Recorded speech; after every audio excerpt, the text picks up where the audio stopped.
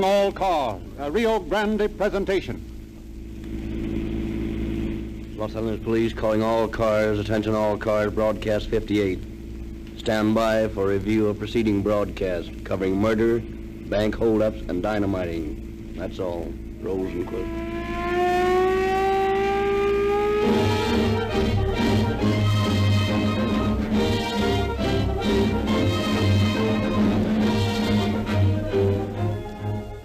Two police officers cruising about their territory tonight in a radio patrol car have as their guest a representative of the Rio Grande Oil Company, who is getting first-hand information for the next broadcast of Calling All Cars. Let's listen in. It's sure good to see the new year come in. 1934 wasn't such a good year for us all. Well, not for all of us, maybe, but so far as Rio Grande was concerned, 1934 was a splendid year. You mean to tell me that you sold more of that Rio Grande cracked gasoline last year? I understood most companies were losing business. Oh, no, sirree. Cracked gasoline sales have been growing month after month. Why, we've more than doubled our sales. Well, you got a mighty fine gasoline, no question about that.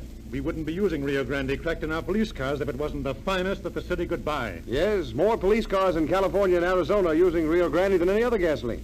But you know, most of our business comes from new customers. Motorists who want to get police car performance in their cars. I imagine that Calling All Cars radio program creates a lot of new customers for you. Yes, that's right. Nearly every listener is driven to a Rio Grande station to try cracked gasoline, and they stick with us. Rio Grande has a mighty loyal following, and the company tries to show its appreciation by giving better broadcasts every week. Hey, there's a special program on tonight. Let's listen to it.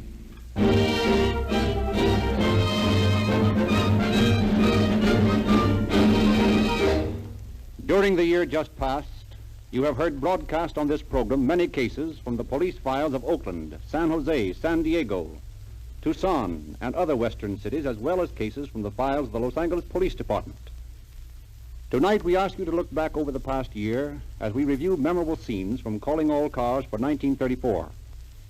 In every case of violence and law-breaking, which you will hear re-dramatized on tonight's program, bear in mind that the criminal paid the full penalty prescribed by law. We Westerners have a great tradition to uphold, and the blood of the vigilante seems to flow in our veins. For out here, we have shown beyond a shadow of a doubt that crime does not pay.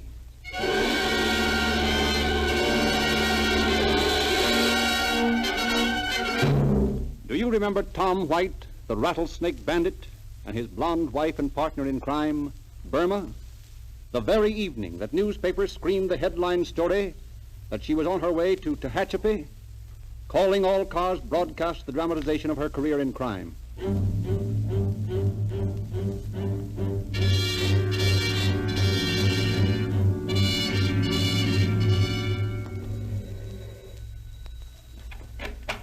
Yes?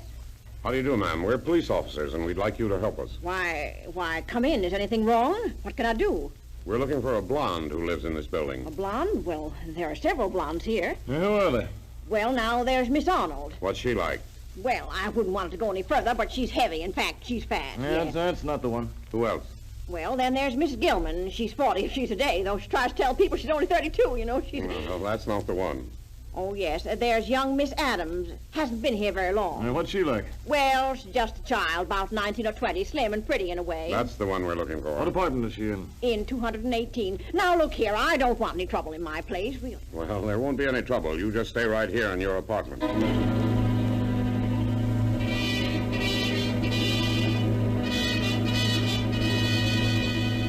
Detectives Burris and Bergeron called Detectives Anderson and Maxwell in from the alley, and with guns drawn, climbed the stairs to apartment 218. They find the door unlocked. That's her. Grab her, Burris. Hey, Andy, there's that guy down the hall. We're police officers. Get him up. The hell with you! What are they doing, killing Tom? No, Burma. He just committed suicide by pulling a gun on an officer.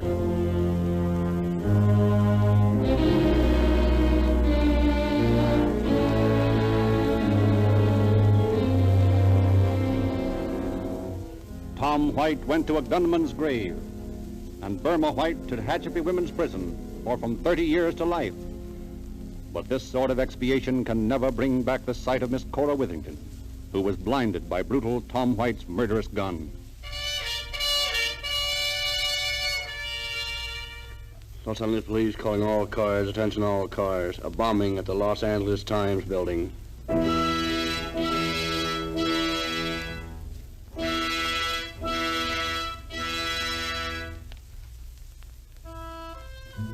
It is 1 o'clock in the morning of October 1st, 1910. While the city sleeps, a band of men who toil by night and rest by day is working at top speed. From the far corners of the world, another page of history's book has been assembled. The morning paper is going to press. In the composing room on the second floor of the Times building, a line of men, green eye shades clamped to their heads, clatter at the linotype machines. In the engraving room on the sixth floor, mercury lamps throw their ghoulish glare. The dog watch in the city room sleepily eyes the clock, hoping that no big story will break to disturb their somnolent ease until 30 comes for them at 4:30.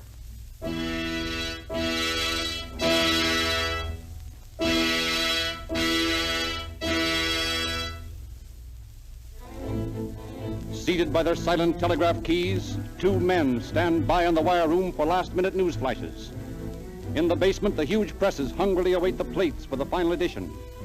Horses and wagons stand ready in the alley to dash away with the ink-wet edition to carriers all over the city, that Los Angeles may have her news with her morning coffee.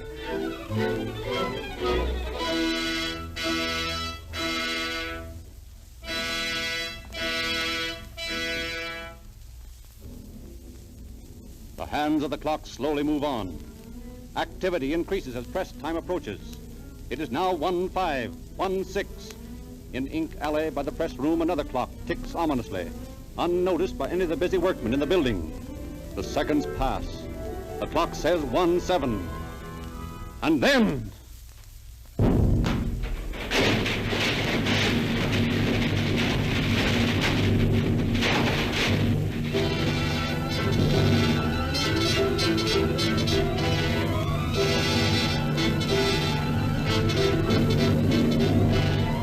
with a roar that is heard 10 miles, the center of the Times building blows up.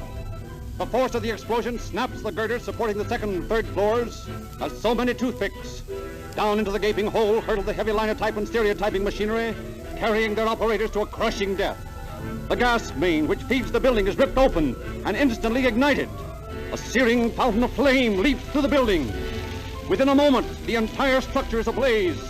Workmen clutched in the freezing maws of horror rush to the fire escapes to be met by a fiery wall through which escape is an impossibility. The two telegraph editors trapped in their rooms slowly burn to death. Compositors and linotype operators, horribly maimed, arms torn off and legs broken, lie helpless on the floor as the vicious fire creeps toward them. Their pitiful cries reach the street below, where all the downtown fire apparatus has already arrived. But rescue is an impossibility. No man can enter that seething funeral pyre and live. The reporters and editors on the dog watch in the city room on the third floor are forced to jump to the street. Those who survive the jump are crippled for life.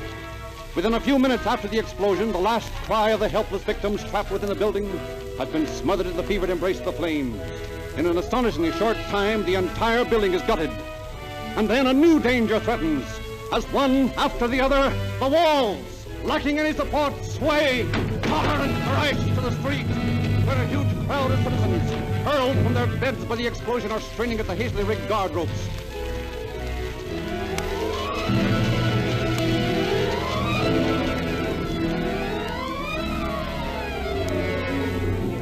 All night long the fire rages, completely ruining the plant of the Times.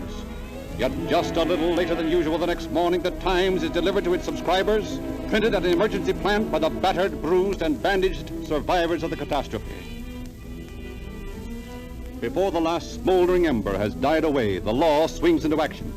Sam Brown, chief of the district attorney's investigators, and William J. Burns, world-famous detective, team together in a manhunt which extends halfway across America before the McNamara brothers, arch-terrorists, are run to earth and sentenced to life imprisonment.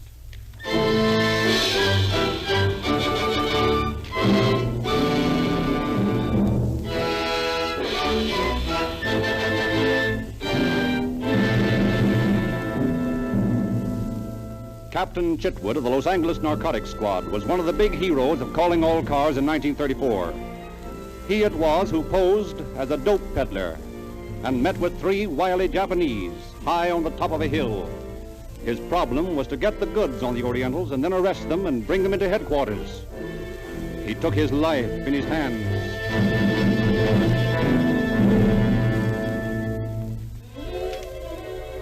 Under his threatening revolver, Captain Chitwood forces the 3 Japanese to bring the dope up and put it in his car.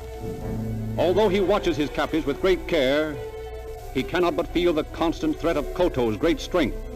As the car is loaded finally, he orders the 3 into the car.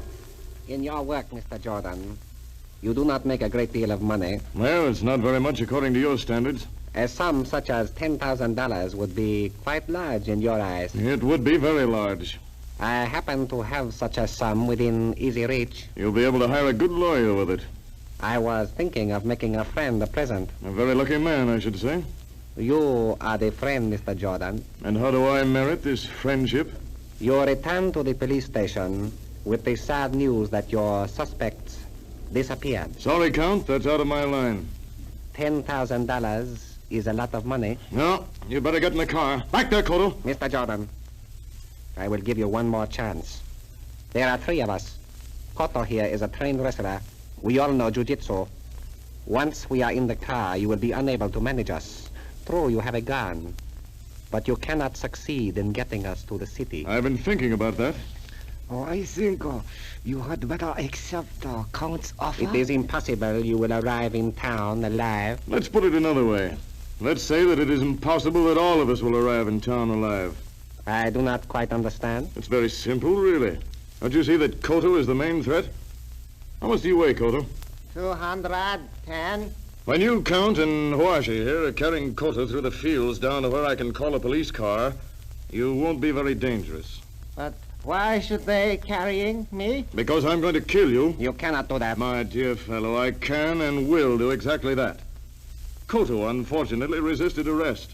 My duty as a police officer, although unpleasant, was very plain. I had to shoot him.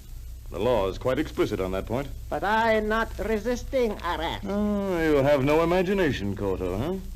Who will ever know? You will not do this thing. It is fantastic.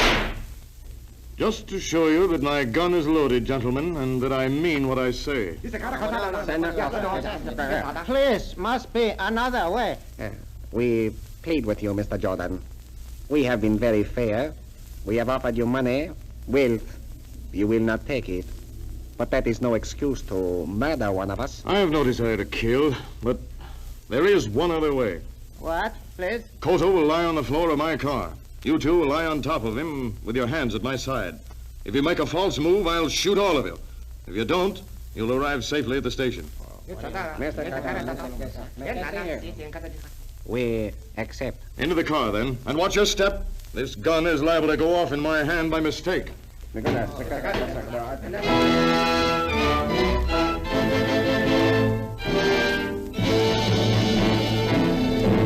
One hand on the wheel, the other covering his uncomfortable prisoners, Captain Chitwood transported the dope smugglers to police headquarters. They were speedily tried and speedily sentenced to 2.5 years in the federal penitentiary in Leavenworth for violation of the Harrison and Jones-Miller Narcotic Acts. Since serving their time for that offense, the Count has been sentenced to Folsom on a verdict of first-degree murder. Koto has returned to Japan, and Washi is a fugitive from justice, having jumped a bond on a forgery charge.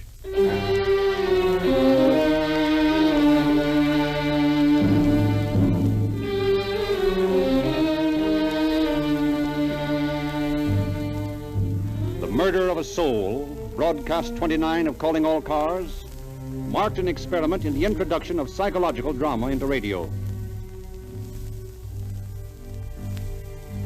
For weeks, distraught Marie Trentini broods over the fickleness of her cousin Vincencio and the brutal frankness of Gaetano, his brother. For weeks, behind her impassive, saddened face, her brain is in a turmoil, trying to adjust herself to the outrage she feels has been done her.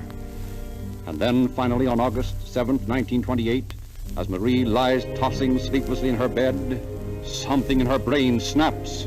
The turmoil of thought and counter-thought lines up into one straight, clear path of action. Marie slips from her bed, tiptoes into the front room, takes Gaetano's shotgun from the closet, and silently walks toward the bedroom in which her cousin and his wife are sleeping. I love him, Gaetano. You couldn't make him marry me. It would be all right once I had him. he would have learned to love me. I would have made him a good wife, better than any of those little flap. You could have done this for me, but you wouldn't, Gaetano. You laughed at me. You told me I was old and fat. But I'm a good inside, Gaetano. I had a soul. I had a feelings. You don't know about that. You don't know that you were killing me. You were killing my soul. So you were killing me. But see, Gaetano, my body is not dead yet. My body can still kill you, Gaetano. That is fair, isn't it, my cousin? You kill my soul. I kill your body. You see how my body still lives, cousin Gaetano. How it lifts this gun to my shoulder. How it puts my finger on the trigger.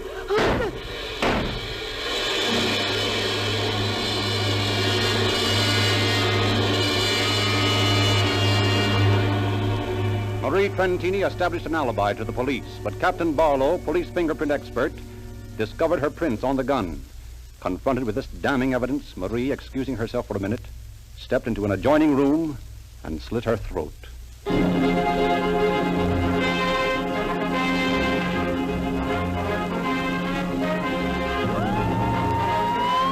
September 26, 1933.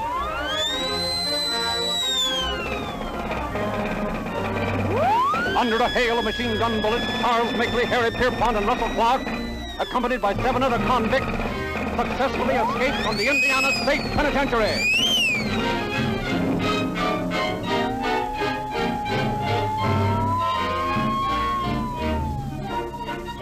As the 10 desperate criminals disappear into the mists of early morning, all Indiana wakens to a reign of terror. 2 days later in Lima, Ohio. You the sheriff? Yes? Well, you holding John Dillinger here? Yes. We've come to get him. Who are you? Officers from Michigan City, Indiana. He's wanted there. You'll have to show me your credentials. Here's our credentials!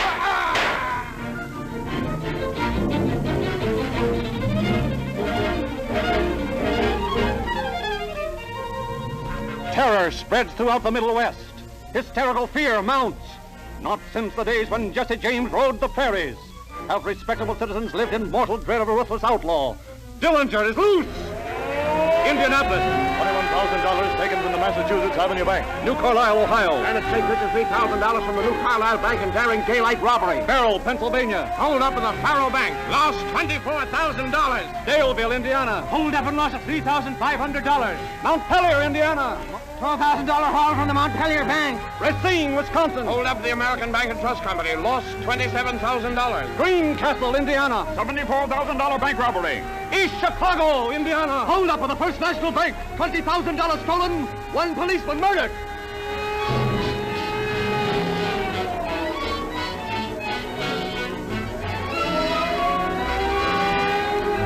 Such is the list of crimes attributed to the Dillinger mob.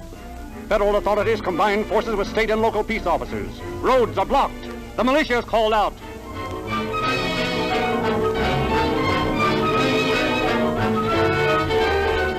Then, as suddenly as it began, the reign of terror ends. Peace once more reigns in the Middle West. The shattered nerves of farmer, merchant, and banker gradually return to normal. Dillinger seems to have disappeared from the face of the earth. A pale desert moon casts its transparent coverlet over the jagged crest of Mount Lemmon. From a sandy wash, a coyote howls at the silent Sahara that broods above him, thrusting its spiny arms toward the star-speckled velvet dome overhead. Across this scene of beautiful desolation comes a discordant note, a tinny popular song played by a 3-piece orchestra in a desert roadhouse. The place is a few miles from Tucson, Arizona. It is the night of January 24th, 1934. Here, Clark, the Dillinger henchman, boasts to a couple of traveling salesmen about his prowess with a machine gun.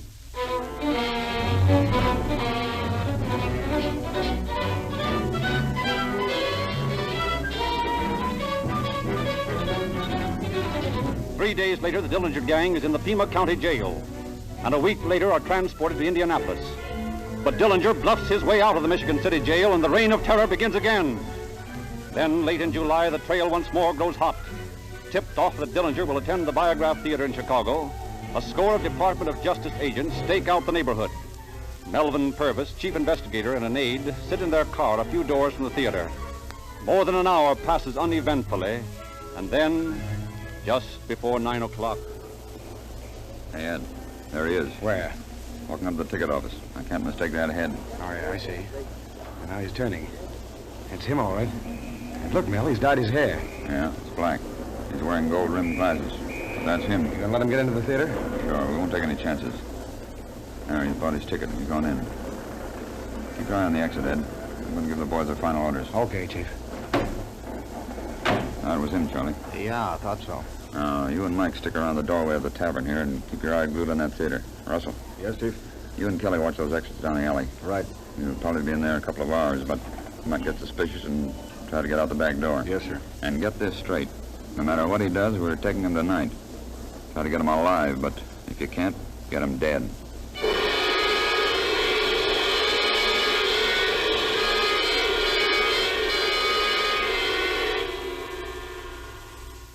Two torturous hours are spent by the officers surrounding the theater. 2 hours and 4 minutes. And then the doors of the theater swing wide and the shirt-sleeved audience throngs out into the sweltering summer night. Dillinger saunters onto the sidewalk, accompanied, so some reports say, by a young woman clad in red. Purvis closes in behind him. As Dillinger crosses an alley, Purvis waves his hand. 5 officers close in. Suspicious, Dillinger reaches for his pocket.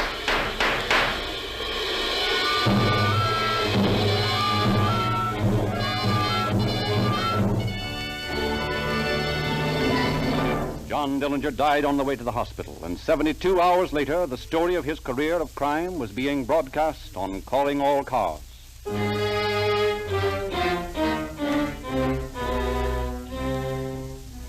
Another famous master criminal was the subject of broadcast 36.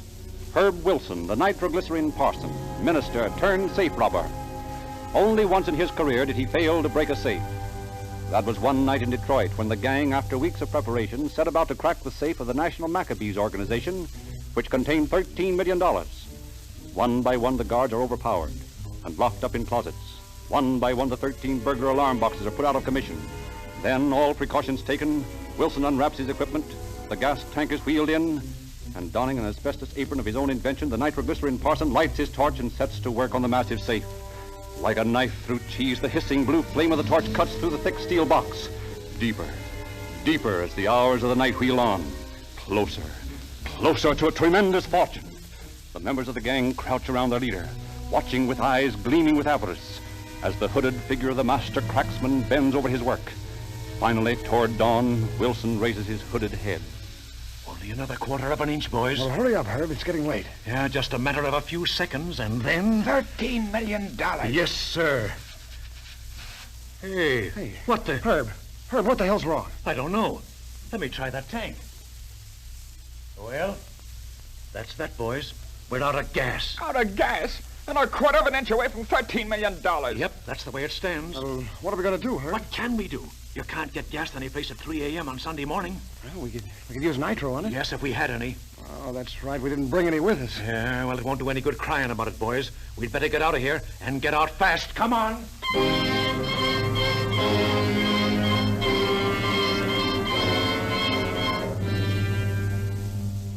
After stealing more than $15 million in 3 years, Herb Wilson finally made a little mistake. He left his fingerprint on an electric light bulb. He is now in San Quentin for life.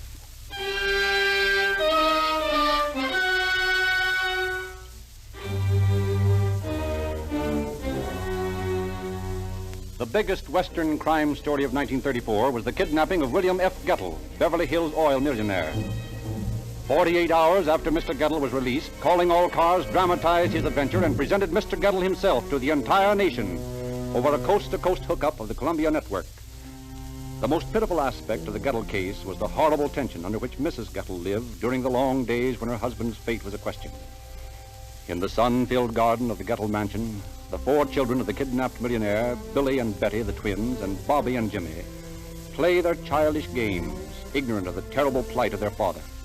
In a darkened room on the first floor, Mrs. Gettle receives Mr. Noon, the attorney who is negotiating with the kidnappers. Mr. Noon, is there any news? Yes, Mrs. Gettle. I have just received a call from the man who calls himself Percy. That is the way the ransom note I received last night said the message would be delivered. What did he say? He said to hold myself in readiness for further instructions. Do you think Will is all right? I have every confidence he will be back soon. Oh, I hope so. Mama, I want my daddy. Where's Daddy? Now, children, run out and play. But where's Daddy, Mama? Your daddy's gone away for a few days on business. When will he be back, Mama? He should be back any day now.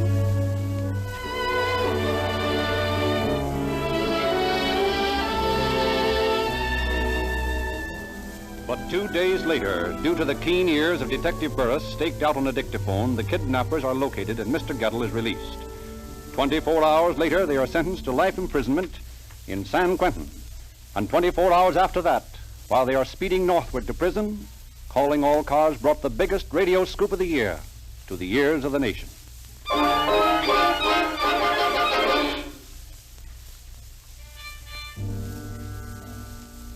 Another famous criminal case of 1934 was the Nellie Madison murder case. Mrs. Madison, accused of murdering her husband, is faced with an overwhelming array of circumstantial evidence.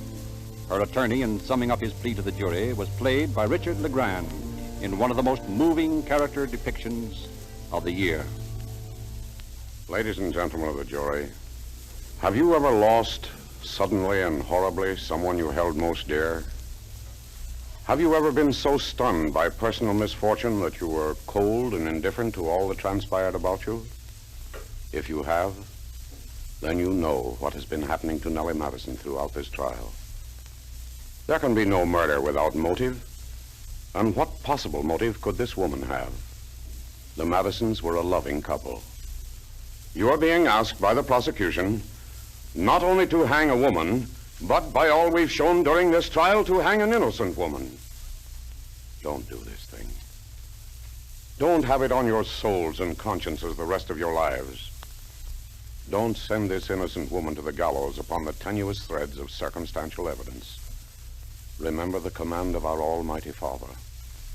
Thou shalt not kill.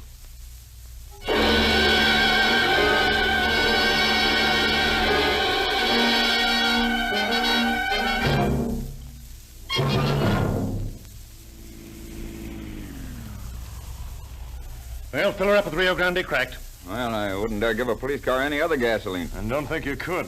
I just been listening to Rio Grande's Calling All Cars program. Did you hear it? Well, we got a Calling All Cars man right here with us tonight. Oh, well, I suppose you two cops will be the heroes on the next broadcast. Hey, how about putting you on the radio, too? What have you got to say in behalf of the independent dealers who sell Rio Grande gasoline? Well, you tell your listeners that we independent dealers get a big kick out of so many people driving in after every broadcast and asking for a tank full of police car performance. Well, how about a business prediction for 1935? Everyone else is predicting. What do you think about business for next year? Now, I can predict good business for every independent gasoline dealer who lines up with Rio Grande. That's the only big gasoline company that doesn't compete with its own dealers. My business has grown steadily ever since I put in Rio Grande pumps.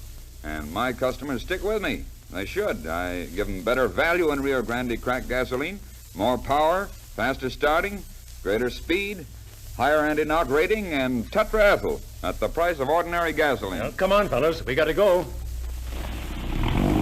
Happy New Year. I'll go in one better. Rio Grande wishes you a prosperous New Year.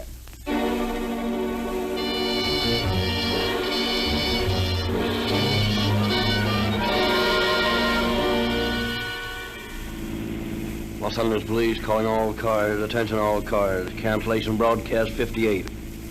And congratulations on the good work, boys. Keep it up. Rosenquist.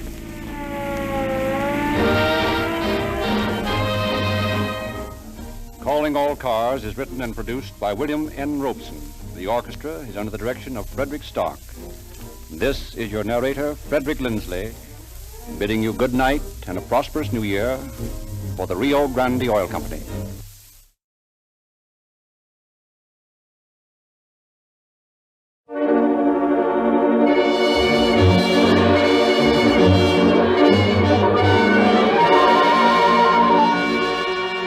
Calling All Cars, a presentation of the Rio Grande Oil Company.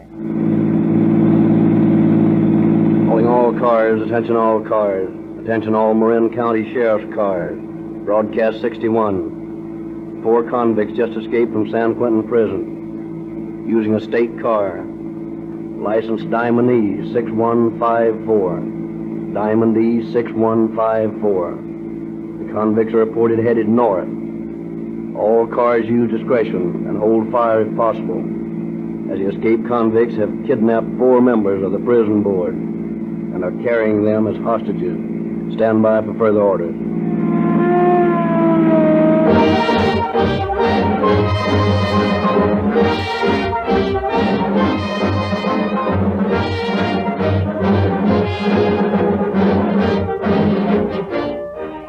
On tonight's program, you will hear speeding automobiles, roaring engines, the shriek of sirens as police cars tear over the roads on the trail of fleeing convicts. Police cars must always be ready for such emergencies. They must leap into action the second they get a warning over the police radio. That's why so many use Rio Grande cracked gasoline. Police officials in leading cities of the Southwest testify that the unusual speed and power created by Rio Grande's distinctive cracking process enables them to get the performance they demand. The men at the wheels of police cars are picked men, and police pick their gasoline just as carefully. That's why, after testing and comparing leading brands, more police cars and emergency equipment in California and Arizona are powered with Rio Grande cracked than with any other gasoline. There's a Rio Grande station near you, offering exactly the same gasoline police cars specify. Fill your tank. Thrill to the feel of police car performance in your own car.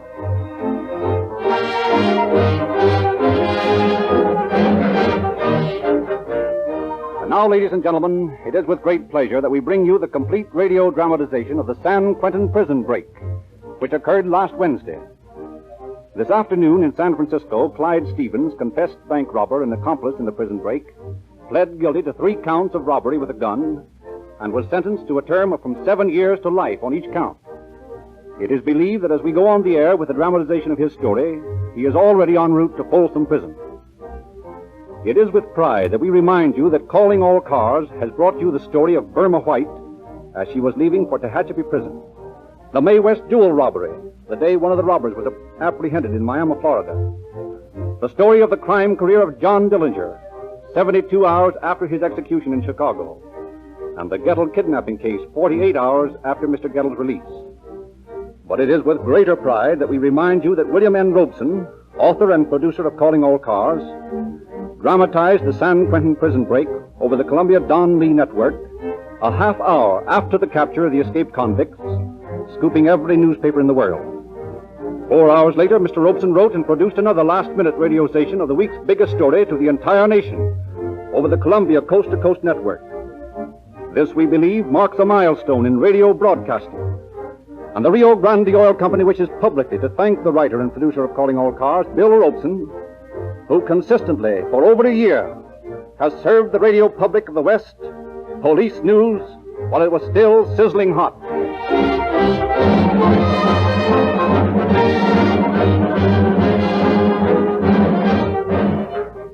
We now take you to San Francisco, where you will hear from the man who led the posse which captured the escaped San Quentin convicts at Valley Ford. It is our great pleasure to present from the studios of KFRC in San Francisco, District Attorney Albert Bagshaw of Moran County.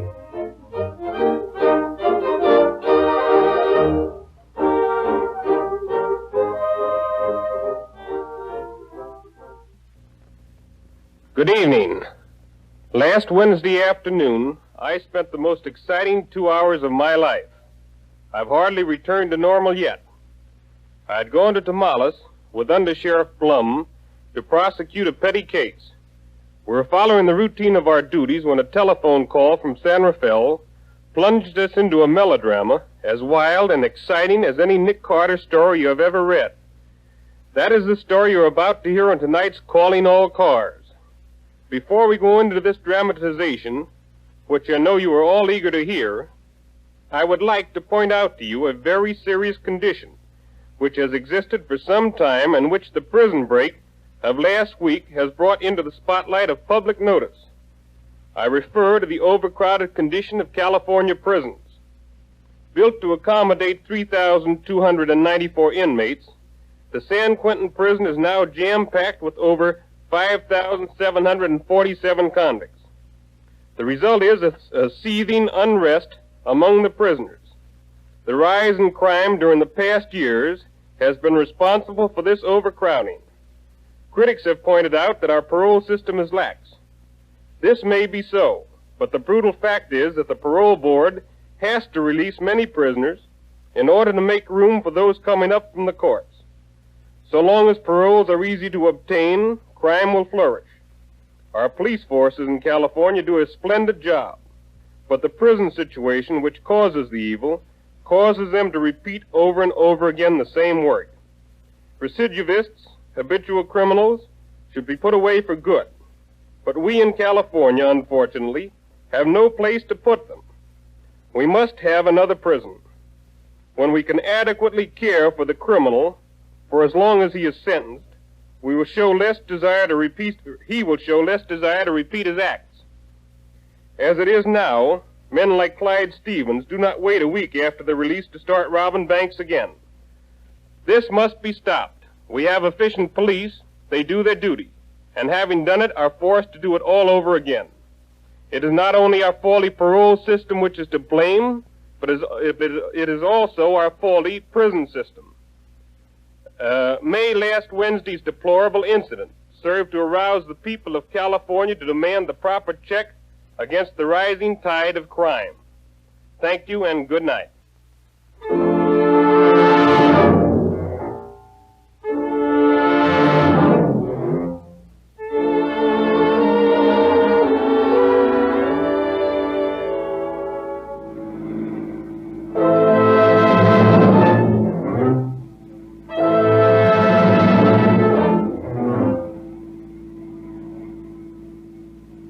Look here, boys, can't you listen to reason? You've got my watch, my money, my car. What else do you want? You ain't got enough dough on you. I can't help that. I've given you everything. Won't you let me out? Sure, that's not a bad idea. Sure, we'll let you out, eh, Eddie? Sure thing. And there's a little souvenir to remember us by. Open the door, Eddie. Red light Don't throw me out. Slow down, please. What for? We're in a hurry. Go on, scram guy. There. Gee, I never knew a guy would bounce like that when he hit the road. Such was the crime that in 1931 sent Joe Christie, graduate of 6 prison terms in the Middle West, to San Quentin Penitentiary for from 1 to 25 years. Order. The attorney for the defense has the floor. Your Honor, my client has decided to make a confession and save the court's valuable time. Very well. Will the defendant take the stand? Well, you see, Judge, it was this way. I pulled these jobs, but I wasn't alone. The coppers think they ain't got nothing on Lillian. But she's hot, Judge. She spotted the joints for me. Guess we must have knocked over 25 stores. Lillian's just as guilty as I am. If you send me up, you ought to send her up, too. And you call yourself a man. You get this girl into trouble like this, and then you try to save your skin by turning state's evidence against her. Well, it isn't going to help. You'll serve time, all right. There is no place in society for a skunk and a rat like you.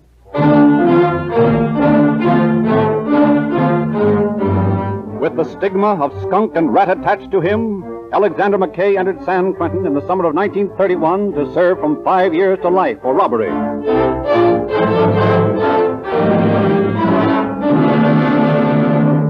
All right, you mugs. Back up against that soda fountain and don't pull any funny stuff. Clean that cash register, Ben. Okay. Where you going, sailor? Nowhere. I was just turning around. Well, stay put. I said stay put. No, you plugged him, Fred. I meant to. Come on, scram.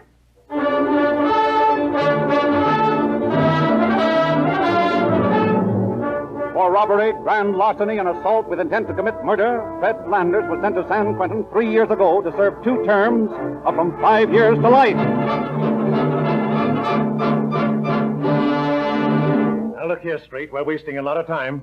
I know you held up that bank on College Avenue, and whether you want to confess or not, I'm going to send you up. You can't keep me in the big house. Well, that won't be my job, but I'm going to send you up there.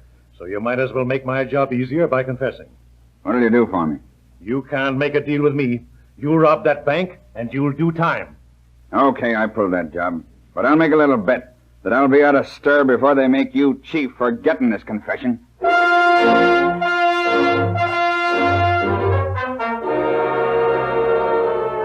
Rudolph Strait, confessed bank robber and veteran jailbird, tried twice to make good his boast. Once he sawed through the bars of his cell. Another time he was caught working the bolts of his cell door with the bent wrench. He was thrown into solitary. Returned once more to his cell, he strikes up an acquaintance with Clyde Stevens, another bank robber, in the prison yard. Yeah, you look like a tough guy to me, Strait. I am. You want to get out of this joint, huh? Don't you? Sure. I'm getting out, too. How come? I got dragged. The parole board will hand me my walking papers next time it meets. Yeah? Sure. They gave me a 5 to life rap. And you're getting out after 3 years? Sure. Parole's a cinch in this state. Well, I ain't going to wait for no parole. That's the way I figured you. And I got a plan. Yeah, what is it? As soon as I get out, I'll fix it so I can get some gats into you. You will? That's all I need. Give me a good gat and I'll walk right out of here. Okay. I'll get you the gats. You get a couple more guys you can depend on. Yeah. We join up as soon as you make the break. By that time, I'll have some joints cased. Why, son, we'll make that Dillinger mob look sick. It's okay with me. All right. I'll stop this monkeying around with files and bent wrenches. Stay out of solitary, and you'll be at the business end of a 45 in no time.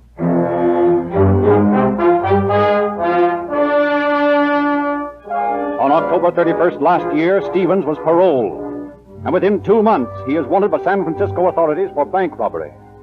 Although the police are unable to find the man, he manages to keep in contact with his prison pal, Rudolph Strait. One day a fortnight ago, in the prison carpenter's shop. Hey, Alec. Yeah? There's that prison truck again. Yeah, what about it? That's the truck that goes in and out of the walls. Stevens hid the gats in it. They're under the dash. They've been there for 2 weeks, and I ain't had a chance to get them out. That driver's liable to find him. That's what I'm afraid of. Now, listen. Watch that guy. And if you got a chance, glom those rods and hide him somewhere. Yeah, where? That cake of nails will be okay. Look, there goes the driver now. He's walking toward the office. I'll keep my eyes on him, and you grab those gats. Okay. Get him okay? Sure, I got him. All right, stash him in that keg. Yeah.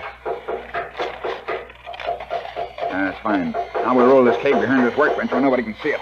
Hey, there's just you and Joe Christie and me in this deal, ain't there? That's right. Well, Steve said it's 4 gats. Yeah? Well, in that case, we better make it a quartet. Hey, who do you want to cut in? How about Landers over there? Yeah, he's okay. He can take it. I'll talk to him. Hey, Fred. Yeah, Rudy? Come here. What do you want? Act like you was giving me a hand. I want to ask you something. What is it? Look here, Landers. You got a 45 in your hands.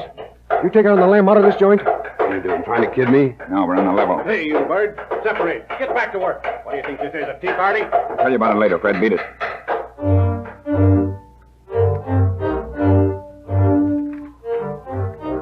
Early last Wednesday morning, the inmates of the prison file into the washroom. Strait signals to Christie, Landers, and McKay. Cautiously, they move over toward him and engage in guarded conversation. Come on, get your face dry and get over there. What's up, Rudy? I asked you the other day if you'd be willing to blaze out of here with a 45. Yeah. Well, today's the day. I thought you was fooling. I'm on the level. How about you, boys? I'm all set. Anytime you are, Rudy. What makes you set on today? The prison board's meeting with the warden this morning. None of these flat-footed guards want any trouble while the big shots are here. Maybe they'll get some whether they want it or not, Rudy? You know, the way we get so close to it, I've been kind of thinking, see? Suppose it don't work. Suppose we get plugged or something. You ain't yellow, are you, McKay? Of course I ain't yellow. You better not be. You're in this too deep now to back out. I want to back out. I was just thinking Stow of it. it. This ain't no chin fest. We gotta work fast. What do we do for gas? It's all taken care of. I ain't got nothing to do but come along and do what you're told. We got some 45 stashed away. That's swell. Who's that? Oh, one of the cons. Fresh fish, I think. I don't know him. You think you heard anything? No, he wouldn't be making a noise if he was spying on us. You can never tell about stools. Now, look. The board's meeting in the warden's office, see? Yeah, so what? I've been tipped off that they'll go over to the warden's house for lunch, see? No. What's that got to do with us? If I knew how dumb you were, I wouldn't have cut you in. Now, get this. We drive up in the old Ford like we were doing our work. But all the time, we got the 45s in our belt, see? Yeah, then what? So we go in and we snatch the warden and the prison board. What? You're nuts. No, I ain't. We snatch the warden and the prison board. They'll come in handy. Cops won't shoot so fast when they know we've got big shots in tow. Mackerel. The warden and the prison board. They've been handing out and turning down paroles all morning. They'd like to see how it feels to be the guy on the carpet. And for once, we'll be the big shots. Kind of a funny idea, don't you think? It's okay if it works, Rudy. Listen to me, you guys. You stick with me and do this job the way I planned it, and we'll all be out of this joint in less than 4 hours. A few minutes before noon, Joseph Stevens, Frank Sykes, Warren Atherton, Charles Cox, and Mark Noon, members of the State Prison Board, take a recess from their morning meeting and join Warden Holohan at luncheon at his home within the prison walls.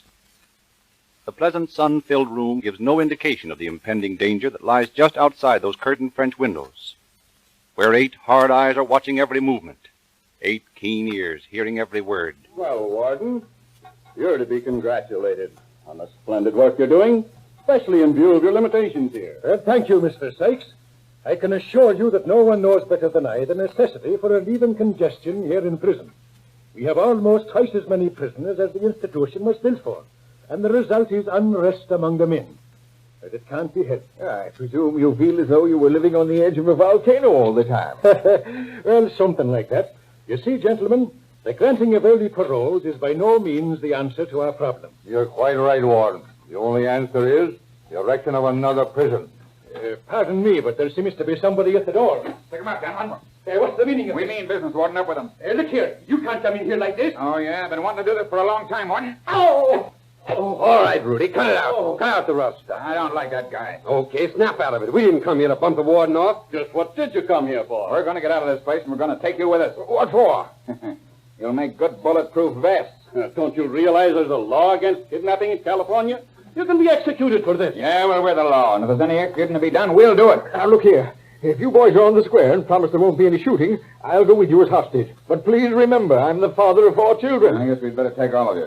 Then we'll be sure. Now, you guys take off your clothes. Why? We're going to need them. Come on, let's have your coats and vests. You can wear our uniforms. No, but listen. Come on, fork over. Well, except you. You're too fat. None of us can wear your coat. That's a consolation. But you can do something else for us. You call the prison gate and tell them to send the warden's car over and that we're coming through the gate and have it open. Well, but listen. Go on, there's the phone. Well, all right. Let me have the west gate, please. Hello. This is Mark Noon speaking. Well, send the warden's car over to the house, please. Yes, that's right. Tell them you're all coming through. The whole board will be coming out in a minute, so have the gate open, please. That's right. And you birds look like a swell or something in a cons. And we look just about as respectable as you did when you had these clothes on, I guess. Come on, Rudy, let's get going. Don't get excited, Joe. Okay, gentlemen, here's the car. Out through the side door here. What about the warden? I will have to leave him. He'll come through sooner or later. Alec, you talk to those guards. All right, gentlemen, make it snappy.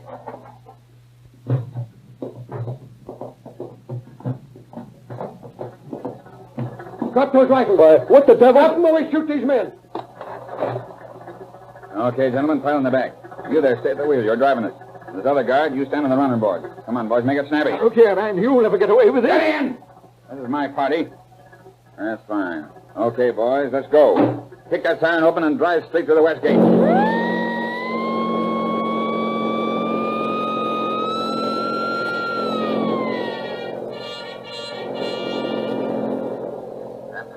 Police calling all cars. Attention all cars. Watch for Studebaker sedan. License Diamond E6154. 4 convicts escaped from San Quentin prison in this car.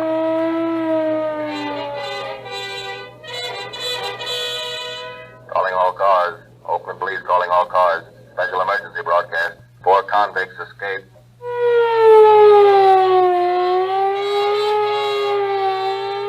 Berkeley Police emergency call. All cars attention. All cars attention. A prison break-in.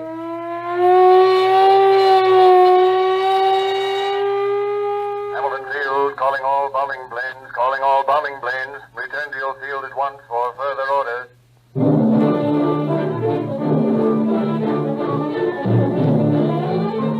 Officers from San Francisco, from Oakland, from Marin County closed in on the territory surrounding San Quentin Penitentiary.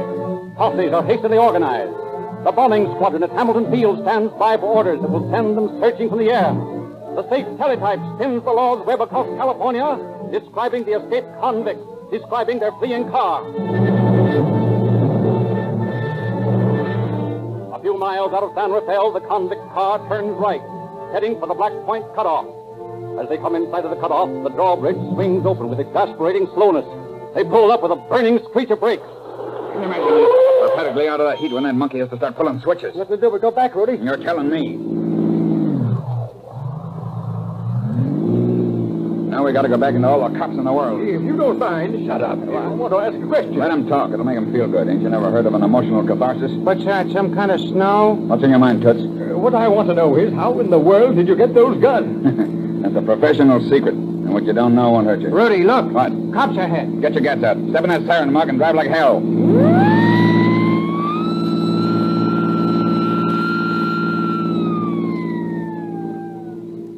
Yeah, just as I figured. They're afraid to shoot on account of our passengers. You boys are a great help to us.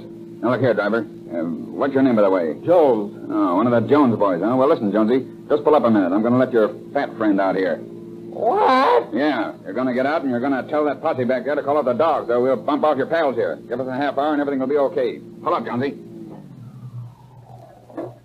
Get out. And don't forget that message. Get going, Jonesy.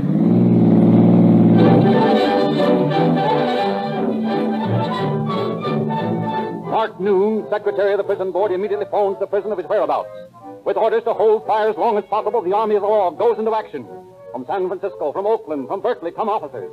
Quickly the peace forces are organized. And with police radio blaring last-minute flashes, a posse composed of hundreds of men in scores of police cars blocked every highway and byway in Petaluma and Marin counties.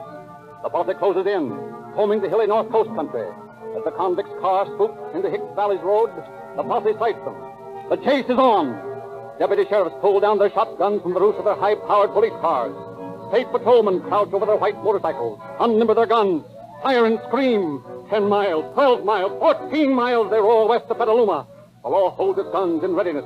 The convicts, still out of range, apprehensively look backwards. Then, when they're 18 miles away from Petaluma, the convict's car takes a turn too sharply. The car skids. The law is within range.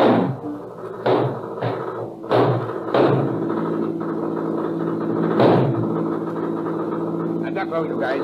Hey, don't you keep the car on the road. Can't help it. They shot off the rear tire. What's the matter with you? They got me in the leg. Try to pick off that guy on the motorcycle, Joe. Come on, Jonesy, more speed. I can't push back with the rear tire off. Well, I can. Get out. Don't throw me out, but don't.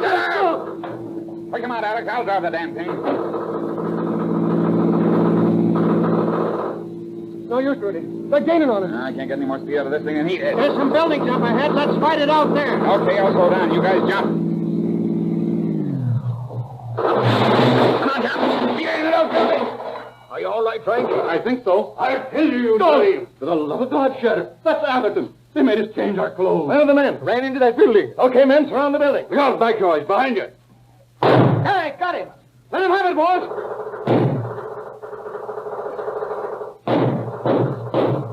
Hold your fire! Please surrender! Then throw your guns out and come out with your hands in the air. Take them down, slap the handcuffs on them, Sheriff. Yep. And, boys, have you had a pleasant trip? What you do? Met her, Rudy? No, I got him before he got me. And now, unless there are any objections, suppose we return to San Quentin.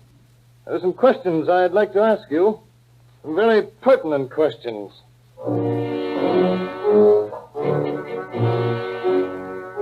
Rudolph Strait, the convict leader, dies on the way to the hospital. James Stevens and Frank Sykes, not dangerously wounded, are taken to the Petaluma Hospital, and Warden Hullahan lies in the prison hospital, critically injured, as District Attorney Albert E. Bagshaw of Marin County begins his investigation of the prison break. Boys, I'm not going to mince any words with you. 2 California laws threaten all of you with death penalty. One says the kidnapping is a capital crime. The other says that any life-termer involved in a prison disturbance in which bodily injury occurs is liable to be executed.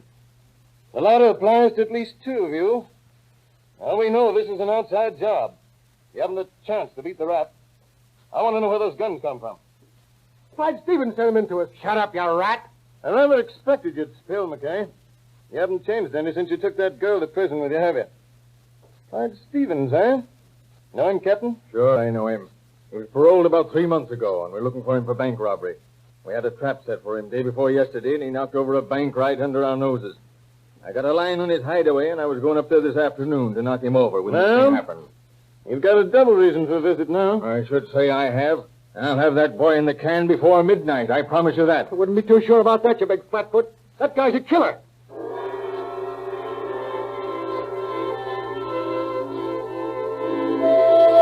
It is close to midnight.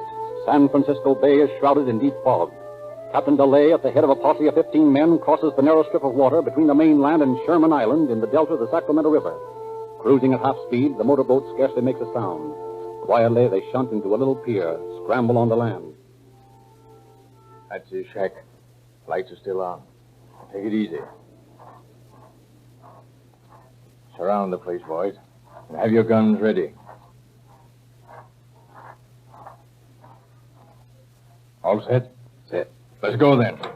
Pick 'em up, Stevens. Hey, what the devil? Hey, what's this all about? Pick 'em up, Icehead. And your pal, too. What do you want us for? Running guns into San Quentin and a couple of bank robberies. I don't know nothing about running guns or bank robbers either. Oh? Well, we'll talk about that later. Slap the bracelets on him, Tom.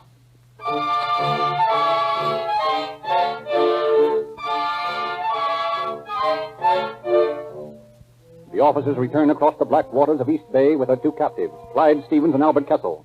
They leave their boat at Antioch and walk through the deserted streets of the little town to their waiting police cars.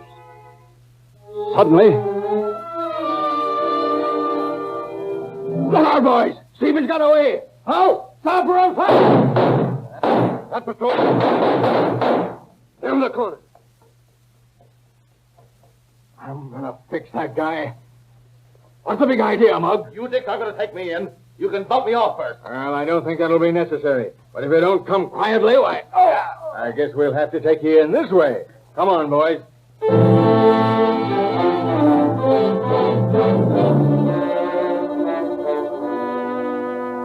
For 3 days, San Francisco police questioned Clyde Stevens, and finally on Saturday he confessed and explained how he had smuggled the guns into San Quentin, hidden in the prison truck. He was sentenced to from 7 years to life in Folsom Prison this afternoon. District Attorney Bagshaw is now preparing the prosecution which may possibly send Christie, McKay, and Landers to the gallows. And high state officials are studying a wide, sweeping prison reform, which will include revision of the present parole system, separation of habitual criminals from first offenders, creation of a unified state police system, and possibly the erection of another state penitentiary in Southern California.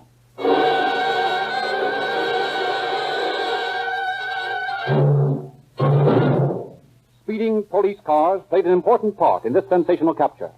Nearly every day you hear police sirens and watch police cars roar past. Cars that are powered with Rio Grande crack. And it is from this gasoline that they get their tremendous power and speed.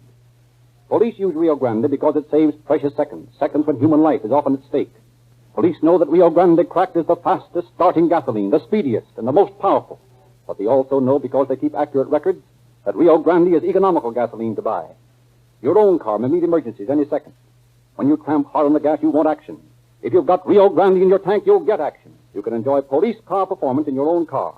Just drive into the independent station near you with a big Rio Grande sign. Ask for Rio Grande cracked with tetraethyl. It costs you no more than other gasolines, but you get much more for your money. And if you're interested in true detective stories, ask for your free copy of Calling All Cars News. This unique new publication brings you the truth about crime, police, movies, and the radio. Ask any Rio Grande dealer for a copy. It's absolutely free.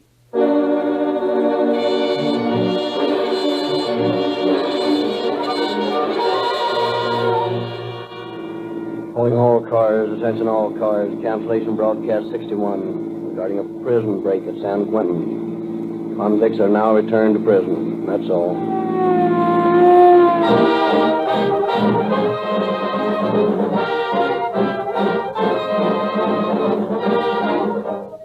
Calling All Cars is written and produced by William N. Robeson. This is your narrator, Frederick Lindsley, saying good night for the Rio Grande Oil Company.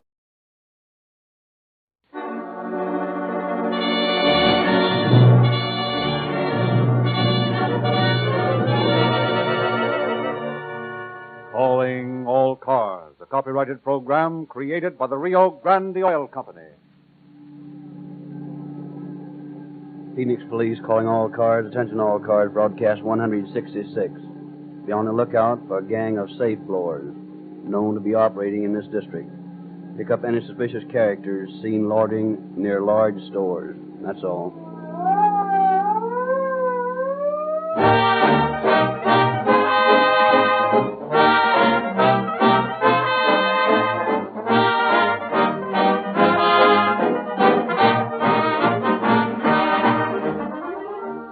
Mr. Field, you have taken the part of a police officer in a great many of these broadcasts, and have heard me tell time after time about our sponsor's products.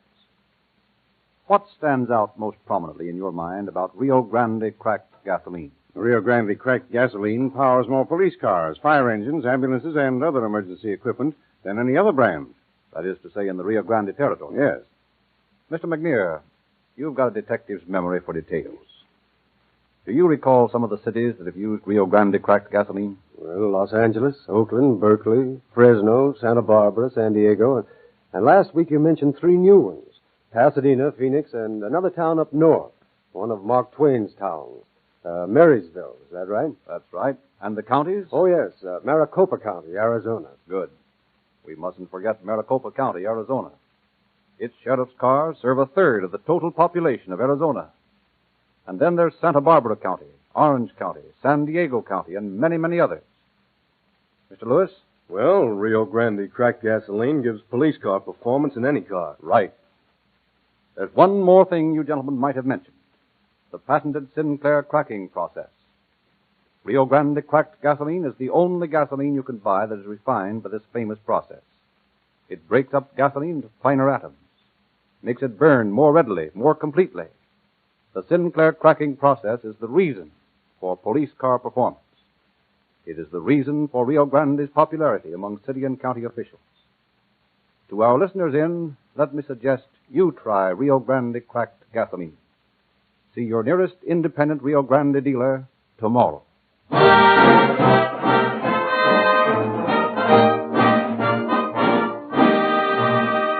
Tonight we take pleasure in presenting Captain John J. McGrath, Chief of Detectives of the Phoenix Police Department. Captain McGrath. Good evening. Tonight's dramatization of Calling All Cars is a very good illustration of the reasons why 3-time loser law was put into effect. It used to be that a criminal could go out and commit a crime, and if was caught, serve the sentence prescribed by law, therefore walk out of prison to resume his criminal activities at will. And knowing this, they figured that crime as a career was a good living, even their short interruptions of 6 months or a year in jail. But 3-time loser law puts away different perspective of the situation. When a man has caught a convicted and the judge learns that it is his 3rd offense, that man goes to Folsom, and he goes for life. He knows when he goes that he has no chance of a parole. If this law has been in effect when the chief criminal in tonight's story became his operation, a great deal of time and money would have been saved.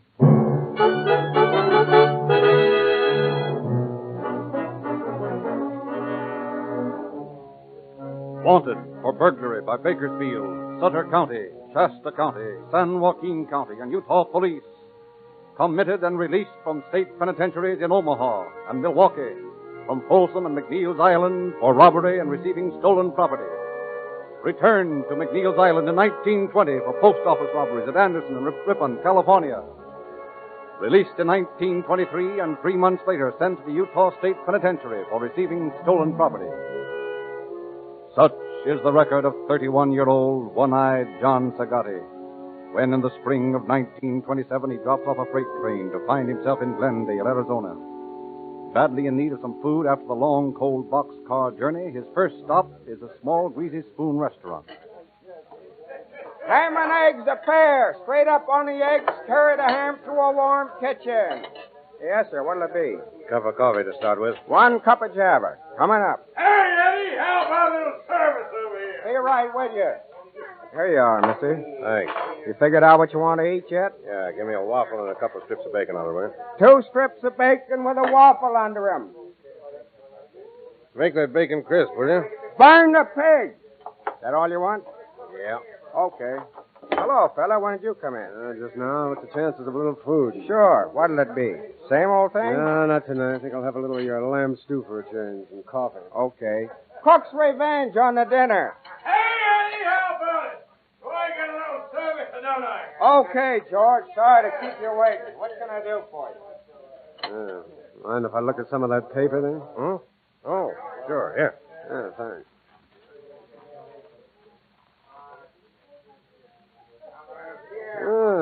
Sure making it hot for the bootleggers around here. There's a couple of fellas got a year apiece today. Well, for bootlegging? Yeah. Boy, can you imagine spending a year in jail for something like that? Anybody that's dumb enough to turn to bootlegging ought to be sent up. What do you mean? There's no big dough in that racket. Oh, I don't know about that. Seems to me there's plenty. No real dough. Well, I don't know what you call real dough, but I'd like to have what some of the big ones have made this last couple of years. I can make more than those guys ever saw in 6 months. And I don't have to peddle liquor to do it. How? That's my business. Oh, sure. I didn't mean to get personal. That's all right. Just forget it. Here you are. Waffle and bacon with a bacon crisp. How's my stew coming? Oh, yeah, I'll look into that. I'll have it here in a second. What does the guy do around here for excitement? Oh, a little of everything. Mostly play pool down at the pool hall. Pool, huh? I haven't shot any pool for a long time. Well, I'm going down there tonight as soon as I finish eating. Why don't you drop in for a game? Oh, that is, if you want to. Yeah, I might do it at that. Yeah, if you want to, you can go down with me. I'll be through here about the same time you are. Okay, sounds swell. I don't know nobody here in town. Just got in. I'd kind of go for a good game of rotation. Oh, well, fine, good enough. As soon as we get through, we'll go over there. Oh, here you are. Cook's Revenge, right out of the family stew bowl. Cooked to perfection and a whole lot of things I can't think of right now.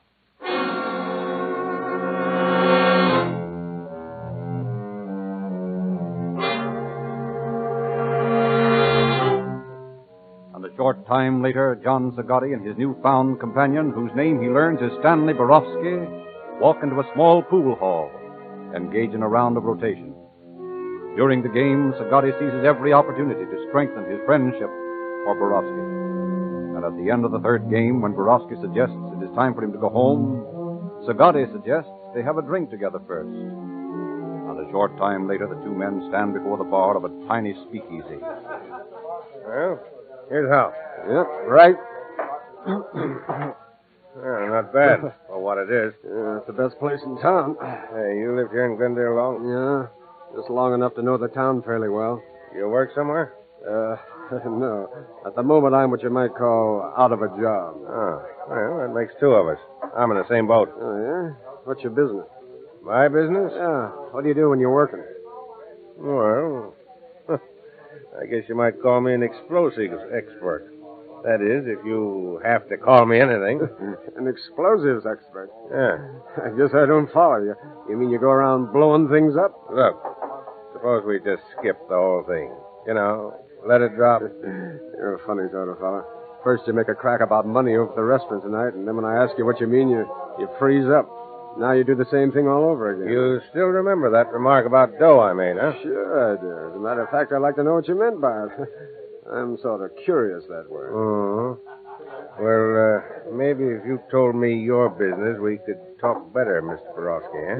Well, no. Yeah, you see? You want me to spill all about myself, but with you, it's different. Oh, no, not exactly. That You don't want to talk in this place, is that it? Yeah, that's it. Well?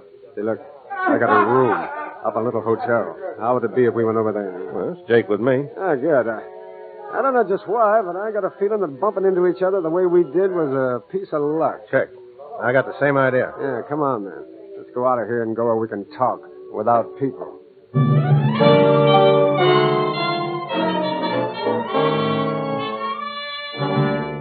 And a few minutes later, in his hotel room, Stanley Borowski, 29-year-old Russian, listens with growing amazement as Sagatti unfolds his ideas on how to make big money without having to sell liquor.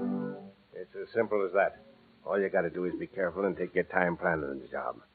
Then, when you're all set, walk in and crack it. Yeah, but isn't cracking a safe a pretty hard thing to do? Nah. I tell you, I can blow the door off one of them and it won't even bust anything. Just open the door and that's all. Yeah, sounds easy, but I don't know. Never heard of anything like it before. Yeah, that's because you're green. I'm telling you, there's no one in the country that knows more about soup and how to use it than me, Johnny Sagatti. You know, it's funny how I just figured you out tonight. All of a sudden, I knew we were going to get together. It was, well, just like that. Yeah? Only we're not together yet. How do I know you'll go through with a job with me, huh? I don't know anything about you. Listen, don't worry about me. I won't let you down. I'm not quite as green as you think. You ever been in jail? No. Well, that helps. No busybody coppers liable to spot you then. Sure, and I'm willing to take orders, too, up to a point. I don't know why, but I think you're all right. Suppose we get some sleep, and tomorrow we'll talk some more about it, eh? I got an idea that maybe you and me can make a nice bit of dough. But first, I gotta be sure. About you, I mean.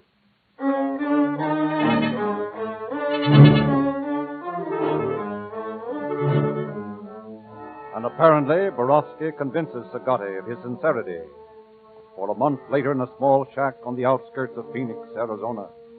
Now, here's the gag. I've got a joint spotted that looks right, but we got a little bit of casing to do on it before we crack it. Okay. Where is it? On the corner of 10th and McDowell. That pay-and-take-it store.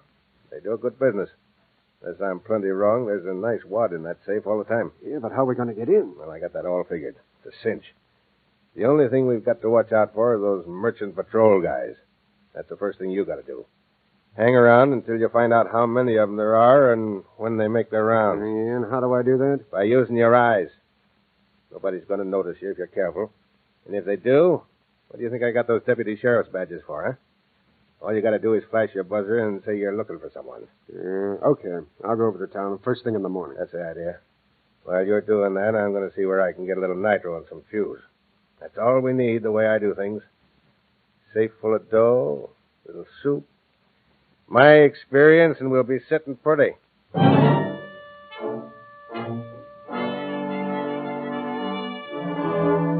Accordingly, every day for the following week, Borowski loiters near the pay-and-take-it, keeps an accurate check on the merchant patrolman's routine visits, while Sagatti secures the needed nitroglycerin and fuses. And at last, at 3 a.m., June 23rd, a large truck rolls to a stop in front of the store. 2 men climb out, walk to the front door. You got the stuff with you? Yeah. Okay. Keep an eye out while I jimmy this door. All right. That's got it. Come on. Shut the door behind you. Yeah, okay. The safe's over here. You can get to it without any lights. Swell. Let's go. I still think it'd be a better idea to blow it in here. And maybe you do, but I'm running things, and I say we take it out and put it on the truck like we planned. You said it was a small one, didn't you? Yeah, it is. All right, then we take it with us. Yeah, okay. Well, come on. What are you stalling for? Thought you said you knew where the thing was. Yeah, I do. Only the place looks different in the dark. It's hard to get your direction. Yeah, we'd better get to it quicker. Some nosy cop is liable to find that truck out there and decide to investigate. Oh, here it is. It's over here. Okay. Come on. Give me a hand. We'll carry it out of here. You mean we just walk out with this thing? You heard me. I said give me a hand. Now stop gabbing and do what you're told. Okay, I'm sorry. Here we go. Come on.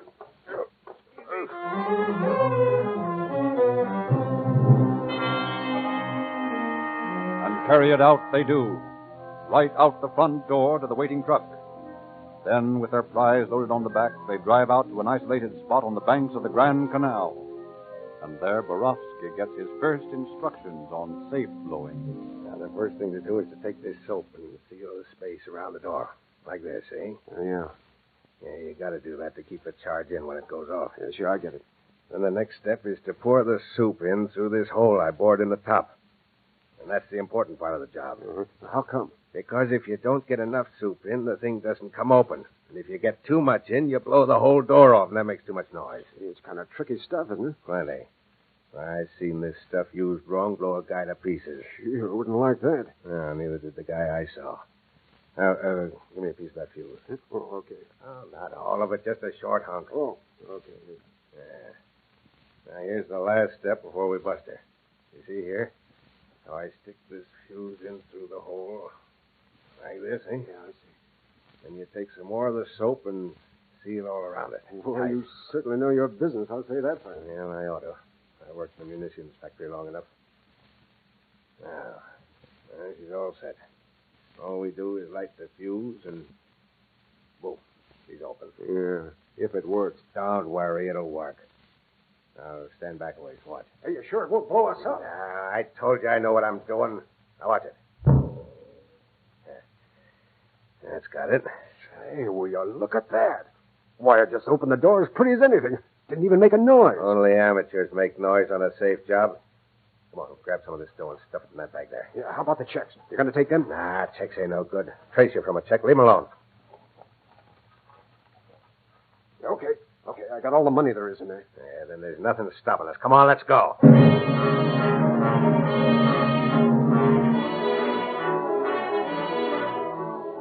Early the following morning, back in town, a puzzled store manager stands before the place where his safe should be.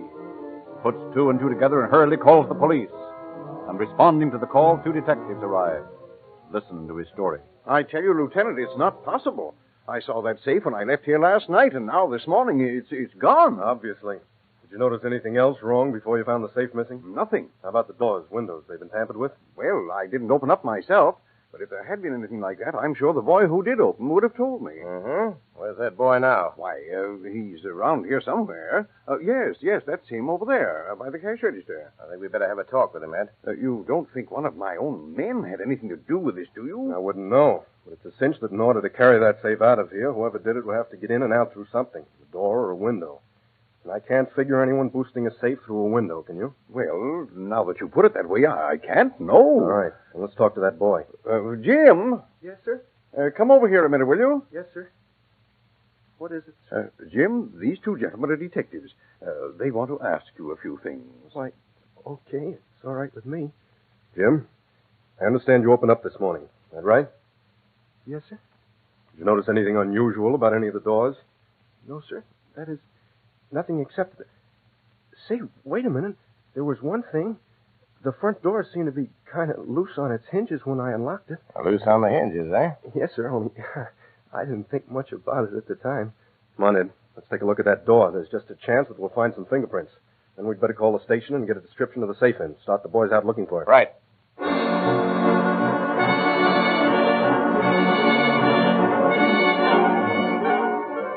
So the Phoenix police start the job of locating one missing safe, hope to find some clue as to the identity of the burglars. And 2 hours after a description of the safe is phoned to headquarters, the phone in the burglary detail comes to life. Burglary detail, Wade speaking. Wade, this is Norris. I think we found your missing safe. Is that right? Where? Out near the old schoolhouse. Good enough. It's one of the neatest jobs of safe blowing I've ever seen.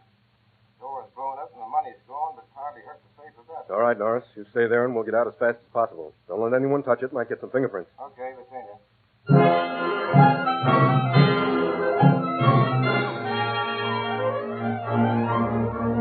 Informed of the discovery, Chief of Detectives John J. McGrath, accompanied by Wade and Detective Eddie Moore, rush to the canal bank, make a complete examination of the blown safe. But after a minute inspection, they find that there are no fingerprints, no clues of any sort that might help identify the criminals. The only thing they do agree upon is that this is the work of an expert. Accordingly, returning to headquarters, McGrath notifies all patrolmen to keep a sharp lookout for the suspicious characters, gives orders to his men to round up all known petty racketeers in the city, try to learn if any newcomers are in town. But after 2 weeks of extensive investigation, the police find themselves with nothing to go on, no lead at all to the criminals. It is 2:30 in the morning, July 20th, 1 month after the pay and take it robbery. In a small office located in the Sun Mercantile Company at 616 South 7th Avenue, two men converse in low tones. Listen to the high whine of an electric drill. How is it? All right. Be through in a second. You got the crack soaked? Yeah, all but the top where you're working. Okay. You know, I gotta laugh when I think how we fooled the cops in this town. That crack in the papers last week about the pay and take it job haven't been done by a gang of Eastern safe blowers. And about the police being convinced they'd left town. Yeah, we got 'em up a tree, all right. There she goes. Now, take this drill and I'll load her. Yeah, okay. I got it. Careful of that water on the floor. Don't get the cord in it or we'll short the works. Oh, yeah, I see it. Here you are. Okay. Now we pour in a little like this. Not too much. Just the right amount. And it's primed. You got the fuse? Oh, yeah. It's right here. Oh, what's the matter? Oh, I dropped it in that puddle of water there. Well, that's swell. It's the only piece we've got with us. Well, I couldn't help it. It just dropped. All right. There's no use crying about it now. We'll just have to go and get some more. That's taking an awful chance. Sure, but what else can we do? You can't blow a safe without a fuse. Okay, don't get hot about it. I'm not getting hot. Come on, let's stop gabbing and get back to Maud's.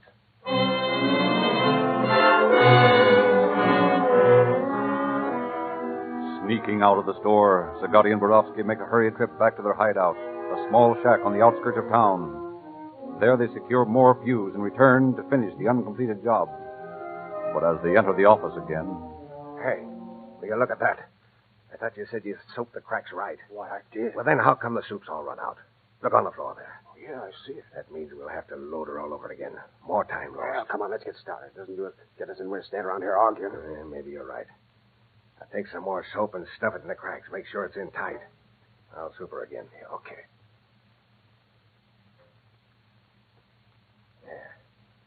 Now she's loaded. Now, hand me that fuse and don't drop it. Oh, yeah. Here it is. Now, pack some soap around it. That's it. Swell. Now we're all set. Yeah, here. There's a match. Stand back just in case it... She's burning. What happened? I don't know. Must have loaded it too much. Blew the door clear through the skylight. We better get out of here. Yeah, grab all the dough you can and let's get and move on. That crash will bring every cop in town on the run inside of 5 minutes. I've got all I can stuff in my pocket. Okay, come on, let's go.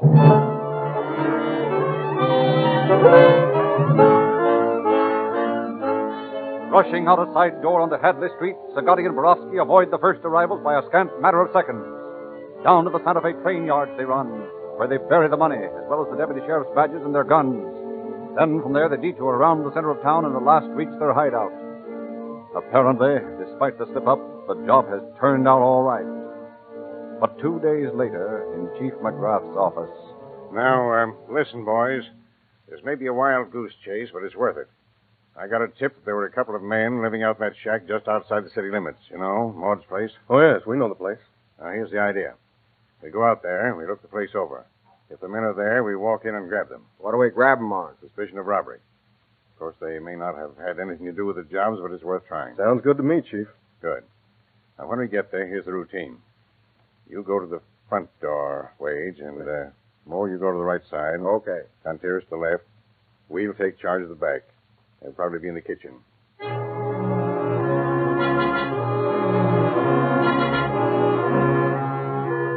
You should have seen that safe door fly through the air, Maud. It was terrific. Nah, you boys are going to get in trouble someday. You're too smart for your own good. That's a hot one, eh, Johnny? Marty here's going to tell us how to do a job. Yeah. Well, the cops in this place don't even know we exist. Yeah. By this time, they'll be talking about Eastern gangsters and a lot of hooey like that.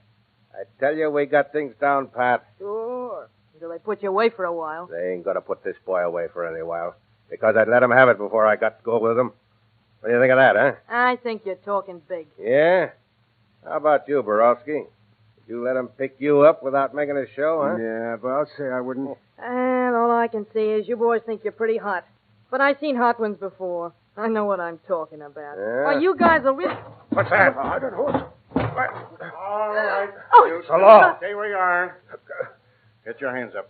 I will. All right, Johnny. You'll shoot both of us. Come on, boys. Frisk these two. What's the idea of butting in like that? We ain't done nothing. David, any talking you want to do can be done Yeah, later. but we ain't done nothing. You boys are sure pretty sloppy cracksmen. What do you mean, sloppy? Just what I said. Clumsy, sloppy. You don't know how to soup a safe right. Oh, yeah? Well, Johnny, here's the best safe crack in the country. If it hadn't been for... Shut up, you clumsy fool. Well, so we hurt the boy's feelings and he spills all over the place. Well, you can't pin anything on me for that. Maybe not. But I have an idea your pal here will talk more after he's away from you. How about it? I don't know anything about it. About what? Oh, about those jobs. About anything. Uh-huh. I can see that. Come on, get moving. We'll make you talk more about this at the station.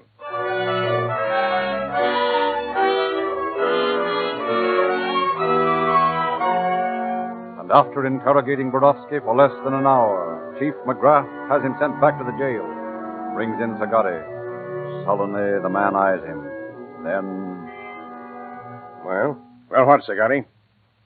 How do you know my name? Your friend Borowski told me. That and a lot more. What do you mean by that crack? Simply that I know all about you two. You mean to tell me that guy squealed on me?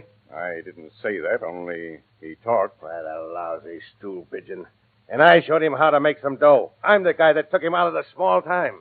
So what does he do for me? He squawks his head off. And what can I do for him when I see him, huh? I'll put him somewhere where he can't get a chance to squeal on anybody else. It's all right with me, Sagatti. Only there's one hitch to your plan. Yeah?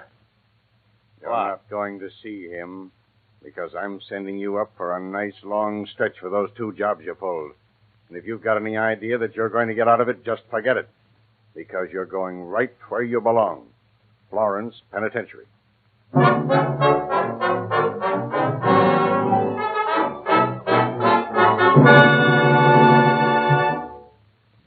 September of the same year, John Sagatti and Stanley Borowski were sentenced to from 2 to 10 years in the Florence Penitentiary.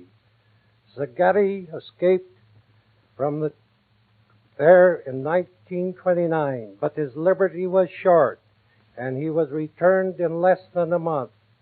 Released on parole a year later, he lost no time in returning to his old habits, and in 1930 was arrested in Miami after being shot during an attempted robbery. Borowski was also paroled, but he had learned his lesson and is now living a respectable life somewhere in the Midwest. Thank you, Captain McGrath. Independent Rio Grande dealers had a good year in 1936. From all over the Rio Grande territory, reports show sales increases for both Rio Grande cracked gasoline and Sinclair motor oil, and the new year has started off most favorably. For all this, the Rio Grande Oil Company is grateful to you Calling All Cars fans who have shown your loyalty to the dealers making these broadcasts possible. We hope you will continue to derive pleasure from Calling All Cars broadcasts, and we hope you will continue to derive increased motoring satisfaction from the products of Rio Grande dealers.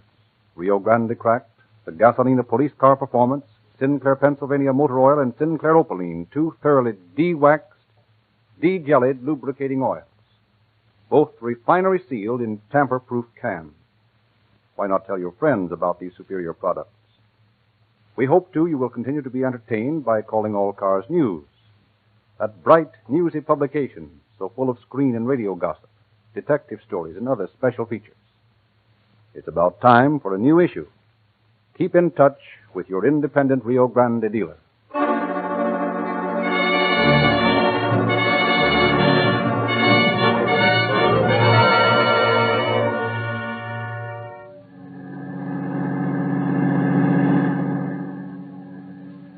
Phoenix Police calling all cars, attention all cars, to cancellation broadcast 166 regarding safe robberies. Suspects in this case now in custody. That's all.